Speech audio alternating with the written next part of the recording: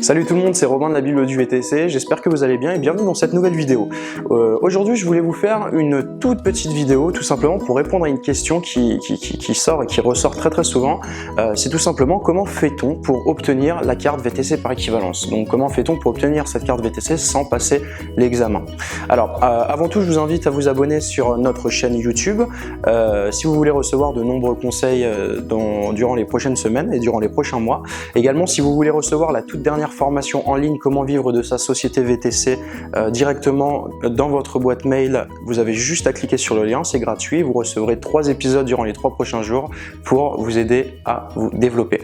Donc alors pour répondre à cette question de carte VTC par équivalence, avec la loi Grand-Guillaume qui est sortie au tout début 2017, forcément tous les capacitaires et tous les salariés de capacitaires, il faut savoir qu'aujourd'hui en France, les capacitaires et les salariés capacitaires représentent un parc très conséquent du parc total des acteurs du transport de personnes, plus particulièrement sur les applications. Donc je rappelle que cette loi Grand-Guillaume visait à réguler et à épurer le marché, donc le médiateur devait trouver voilà un juste milieu pour tous les acteurs afin de un petit peu éloigner cette concurrence déloyale qui était considérée par les lotis tout simplement et les salariés de lotis qui de plus ne respectaient pas la loi de par le transport collectif qui à la base est la loi lotis. Donc je le rappelle, à la base un capacitaire ou un salarié de capacitaire doit charger un minimum de 2 personnes, ce qui n'était absolument pas le cas avec les applications où 90% des courses ne prenaient à charge qu'un seul client.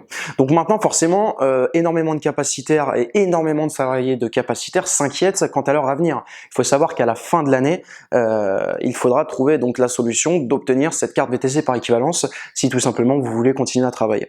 Donc il y a 2 catégories pour obtenir cette carte VTC par équivalence. La première, c'est les capacitaires. Il faut savoir que les capacitaires, pour obtenir votre carte VTC par équivalence, vous allez tout simplement devoir justifier de 12 mois de licence, c'est-à-dire que quand vous recevez votre diplôme de capacitaire, vous demandez vos licences auprès de la DRIL et à partir du moment où vous avez cette licence, il faut compter 12 mois, donc une année, et justifier d'un bilan comptable, donc de votre cabinet d'expertise comptable, auprès de la préfecture et ils vous délivreront une carte VTC par équivalence. La deuxième catégorie, contrairement donc aux capacitaires, les salariés, eux, doivent justifier de 12 mois de fiche de paye. Là, il y a un minimum. Par contre, c'est 12 mois de fiche de paye à temps plein.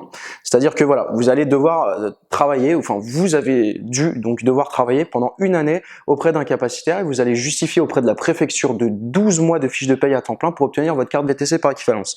Donc maintenant au niveau des deadlines, voici comment ça se passe.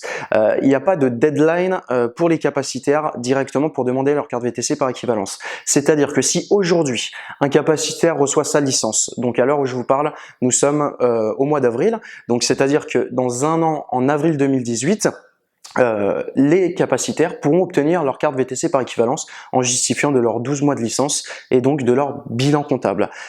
Donc alors il faut savoir que la loi Grand-Guillaume, je vous le rappelle, vise tout simplement à interdire les capacitaires de travailler dans les villes de plus ou les agglomérations de plus de 100 000 habitants à partir du 1er janvier 2018. Donc c'est pour ça qu'il est bien important de comprendre cette deadline pour les capacitaires, même si les capacitaires ne pourront plus travailler dans les agglomérations de plus de 100 000 habitants à partir du 1er janvier 2018, vous pourrez quand même, si vous ne travaillez pas, demander votre carte VTC par équivalence après le 1er janvier 2018.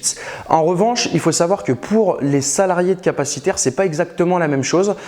Vous avez malheureusement jusqu'au 31 décembre 2017 pour demander votre carte VTC par équivalence auprès de la préfecture. C'est-à-dire que si vous travaillez aujourd'hui, vous commencez à travailler aujourd'hui pour un capacitaire et que vous comptez travailler pendant 12 mois pour demander votre carte VTC par équivalence, donc vous commencez en avril 2017, et ça va s'arrêter au 31/12/2017. Vous n'aurez pas un an, vous n'aurez pas comptabilisé un an de fiche de paye et là ça ne marchera pas.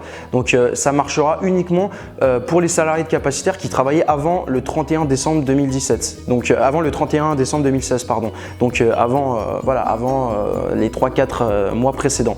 Donc tous ceux qui ont commencé malheureusement après le 1er janvier de cette année, ils ne pourront pas obtenir leur carte VTC par équivalence.